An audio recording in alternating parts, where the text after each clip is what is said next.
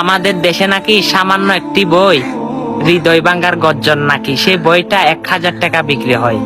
আপনি কি জানেন সর্বশ্রেষ্ঠ কিতাব হচ্ছে আল কোরআন, আর সর্বশ্রেষ্ঠ গ্রন্থ হচ্ছে আল্লাহ রসুলের হাদিস। সে হাদিসের মধ্যে আল্লাহ রসুল বলে, যে কালেমার দাওয়াত মানুষের কাছে পৌঁছালো আমি তাকে হাত ধরে জান্নাতে নিয়ে যাইব। যে কালেমার জন্য ইহুদিদের অত্যাচার সহ করেছে, নাস্তিকদের আমার রসুল অত্যাচার সহ করেছে, মানুষের দুয়ারে দুয়ারে পৌঁছিয়েছে, এবং আমরা সেই মুসলমানের কাতারে, ইমানদারের কাতারে রয়েছি। সে কালেমা হচ্ছে লা ইলাহা ইল্লাল্লাহু মুহাম্মাদুর রাসূলুল্লাহ সাল্লাল্লাহু আলাইহি ওয়াসাল্লাম। ওই বই দিয়ে সোশ্যাল মিডিয়া তুলফাত, দেখা যাক আজকে কালেমা দিয়ে সোশ্যাল মিডিয়া কয়জনে তুলফাত করেন।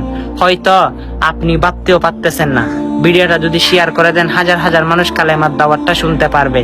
আর দুনিয়ার বই পড়বেন মানি জাহান্নাম কামাই করবেন, আর আল কোরআন আল হাদিস শরীফ পড়বেন মানি জান্নাত কামাই করবেন। যার উপর বিশ্বাস রয়েছে আল কোরআন এমন হাদিস আপনাকে জান্নাত পর্যন্ত নিয়ে যাইবে, তারাই আজকে কালেমার দাওয়াতটা শেয়ার করে সকল মানুষের কাছে পৌঁছে দিবে। আমিন।